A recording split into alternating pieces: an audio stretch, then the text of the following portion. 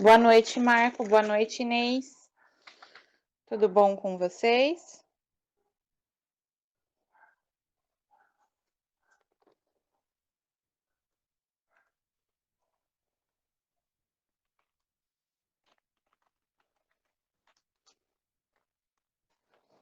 Boa noite, Marco. Boa noite, Inês. Tudo bom com vocês?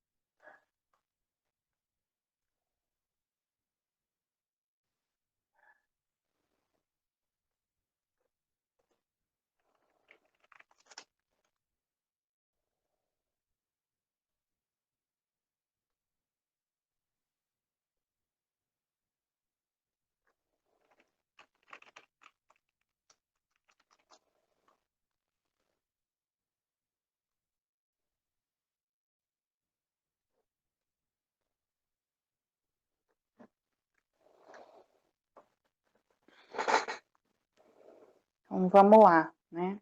Já são 9 horas. 9 horas são as novas 9 horas atualmente, né? Era o equivalente a 8 há um tempo atrás, né? Eu falo com a minha mãe acha engraçado as coisas começarem às 9 horas, porque há um tempo 9 horas era a hora em que a gente já estava desacelerando para dormir, né? Mas hoje em dia não estamos mais nesse ritmo. Oi, pai. Oi, Ana. Oi, Fer.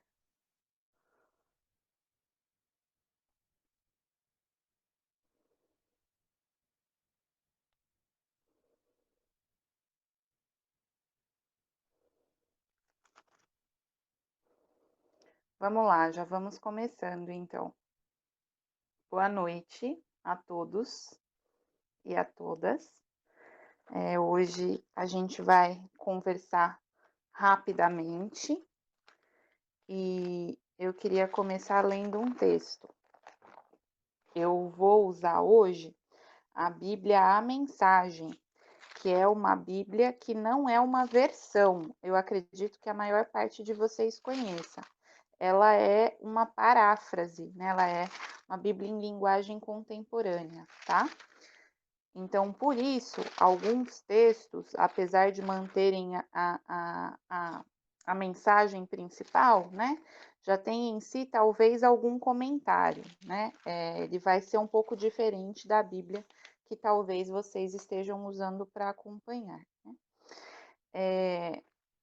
Esses últimos dias, essas últimas semanas, esses últimos meses, talvez, né? Não foram fáceis para ninguém, né, gente? A gente está vivendo aí um momento de sofrimento coletivo, um momento de muitas provações coletivas, individuais, né? Todo o contexto sanitário, nacional, mundial, né? Acaba afetando diretamente várias dimensões da nossa vida, né? E os dias não estão fáceis, todas as nossas cordas estão esticadas. As cordas da nossa relação na nossa família, na nossa casa, no nosso trabalho, né? Tá todo mundo. Uma professora minha falou que todos estamos um pouco regredidos, né? Todos estamos lidando com as coisas de um jeito talvez até um pouco infantil, porque a situação toda, né, dos últimos meses acabou invadindo um pouco os nossos limites de tolerância, né? E algo que um texto que sempre fala muito ao meu coração é o texto de Filipenses, capítulo 4, do versículo 6 ao versículo 9. Todos conhecem, alguns, inclusive eu, sabemos de cor, mas eu vou ler aqui na versão da mensagem, tá bom? Não se aflijam e nem se preocupem. Em vez de se preocupar, orem. Permitam que as súplicas e os louvores transformem seus receios em oração, permitindo que Deus os conheça. Antes que vocês percebam, a compreensão da integridade de Deus, que só contribui para o bem, virá e os acalmará.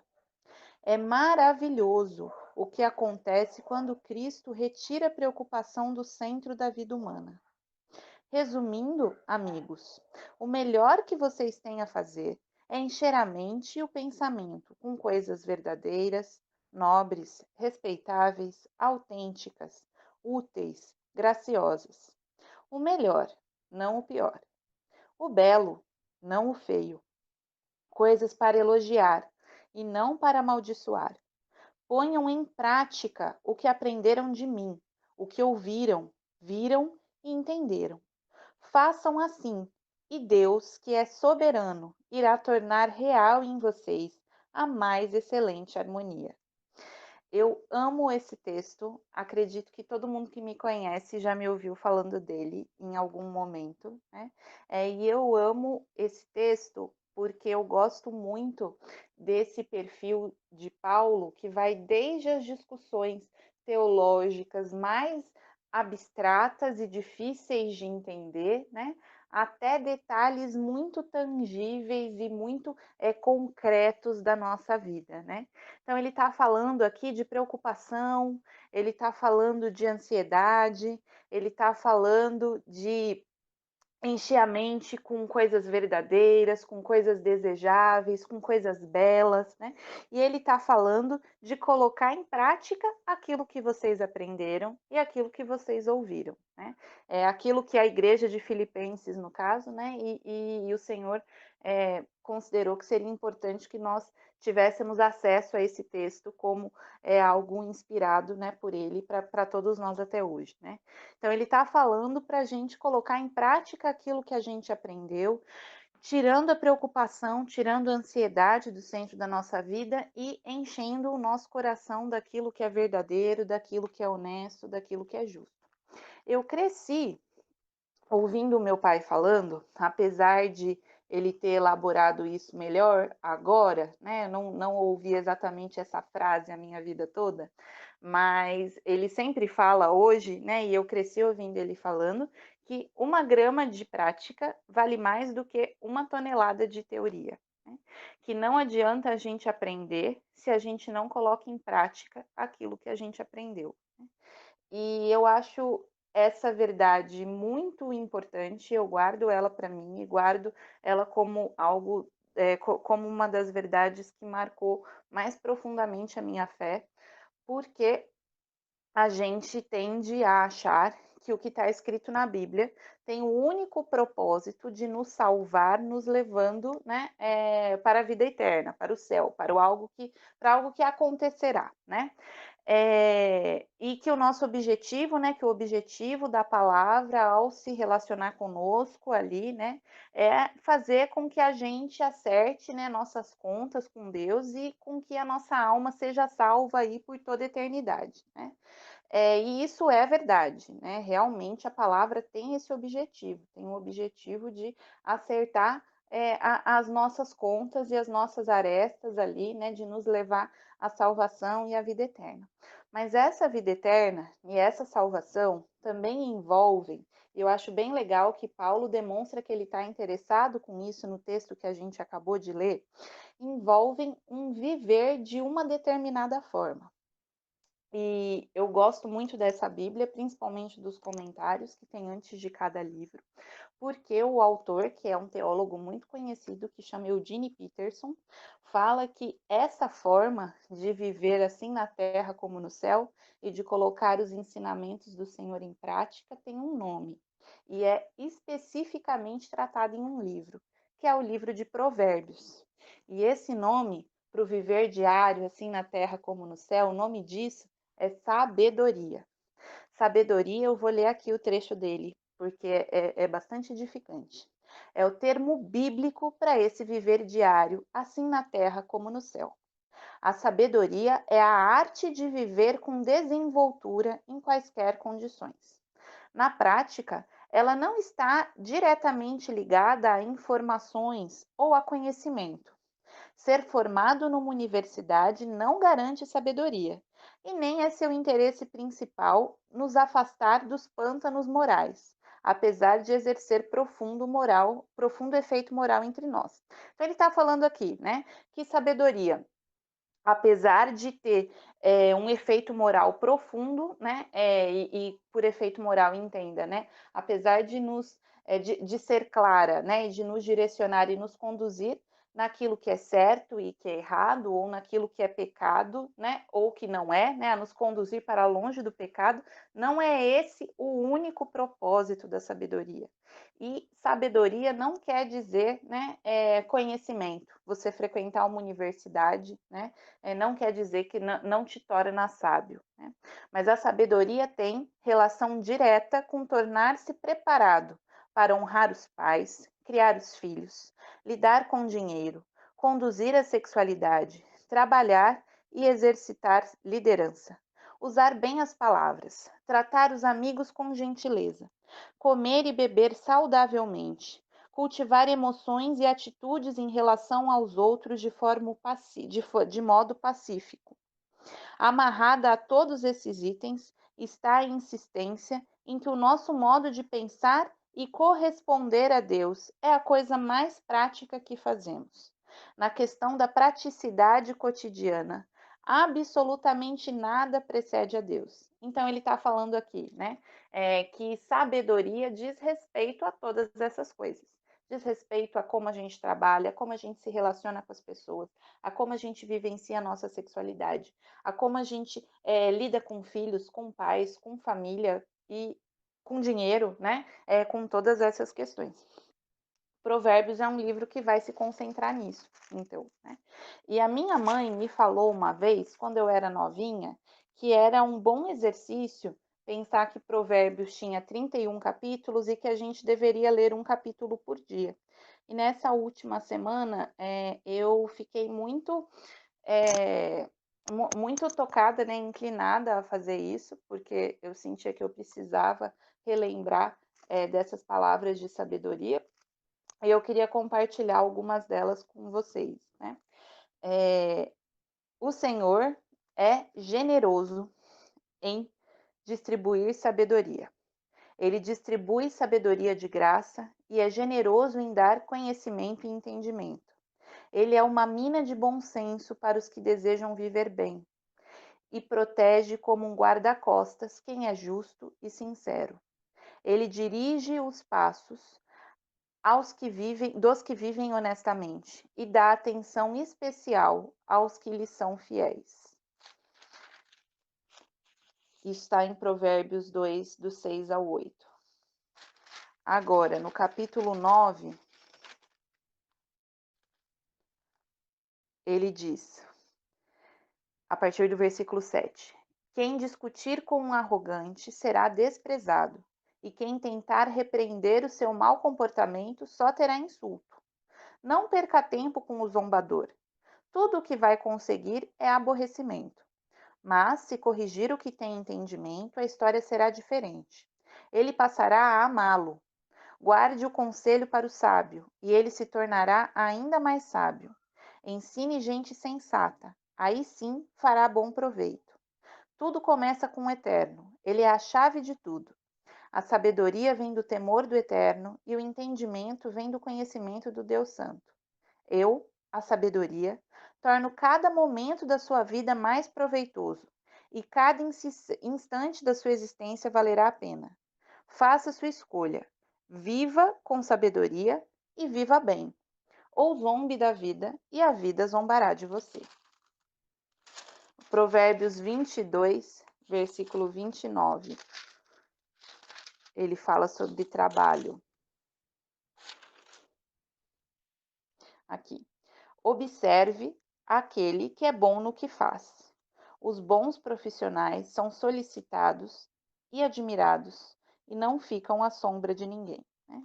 E o livro é cheio de pérolas, né, de sabedoria nesse sentido, né, de orientações sobre esse viver na terra como no céu, né? E eu fico pensando, né, que nesses momentos de sofrimento, de dificuldade, de sofrimento coletivo, individual, uma boa oração é a oração que pede ao Senhor graça e sabedoria, né? Sabedoria para viver esses desafios cotidianos, esses momentos de corda esticada quase rompendo, debaixo daquilo que ele nos orientou.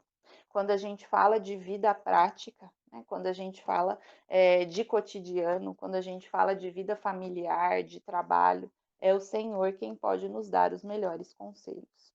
Eu estou lembrando de novo, eu cheguei até a falar sobre isso no começo do ano com alguns irmãos, quando Paulo diz: não se aflijam e nem se preocupem, mas em vez de se preocupar, orem e permitam que as súplicas e os louvores transformem seus receios em orações. Ele está dizendo: para de se preocupar, para de falar sozinha. Eu falo muito sozinha, quem me conhece vai dar risada disso, né? Se você me vê, inclusive, falando sozinha como nunca, eu falo sozinha com frequência, mas como nunca eu falo sozinha quando eu briguei com alguém, quando eu tô chateada, brava, irritada ou achando que eu preciso me defender de alguma coisa. Nesse momento eu tô ali fazendo um discurso sozinha. Eu posso estar no meio da rua, lavando louça, tomando banho, onde for, né? Que eu estou falando sozinha, como se não houvesse amanhã, né? Então aqui Paulo está falando: Dorothy, sua doida, para de falar sozinha. Não se aflija, não se preocupe. Em vez de se preocupar, ore e permita que o Senhor que o Senhor conheça e torne conhecido do Senhor as situações e os seus receios em orações, né?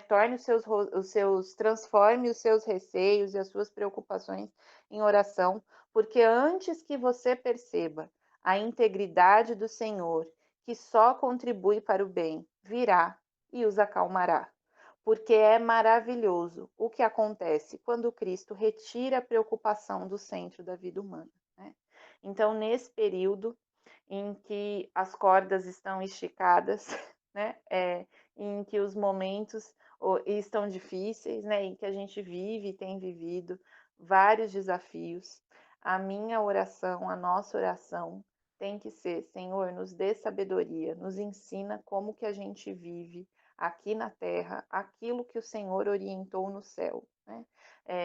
Vamos tornar nossas angústias, nossos desafios, nossas ansiedades e preocupações conhecidos do Senhor, porque Ele tem esse poder, Ele tem o poder, Ele é generoso em nos dar sabedoria, em nos ensinar como Ele gostaria, né, ou como Ele deseja que a gente viva os nossos dias aqui no chão da fábrica, né, aqui trabalhando, cozinhando, fazendo escolhas cotidianas em relação a questões que a gente até considera pequenas, mas ele se importa, e ele se importa em tirar a angústia do centro da nossa vida, né? Era mais ou menos isso, era isso exatamente que eu queria falar, né? Vamos orar, por favor. Senhor, nós estamos aqui, Senhor, diante de Ti, Pai, apresentando, Senhor, os nossos corações, Senhor, as nossas angústias, as nossas preocupações, Pai, porque o Senhor é soberano para tirar a preocupação, para tirar a ansiedade do centro da nossa vida, Pai. Ó Deus, nós cremos, Senhor, e nós recebemos a Tua generosidade em distribuir e compartilhar sabedoria, conhecimento e entendimento, Senhor. Ó Deus, que as decisões, que as relações, Senhor, que a nossa vida em família, que as nossas decisões em relação à nossa saúde, ao nosso dinheiro, Senhor, nessa próxima semana, Senhor, sejam banhadas pela tua sabedoria, Senhor. Que aqui na terra, nesses momentos tão desafiadores para a humanidade, a gente viva, Senhor, como o Senhor gostaria que vivêssemos. Ó Deus, que esse assim na terra como no céu seja real e seja concreto na minha vida e na vida dos meus irmãos, Pai. Ó Senhor, eu te agradeço porque o Senhor é generoso e o Senhor tira a preocupação e a ansiedade do centro da nossa vida. Em teu nome, Jesus. Amém. Amém. Muito obrigada, então, uma boa noite para todos vocês.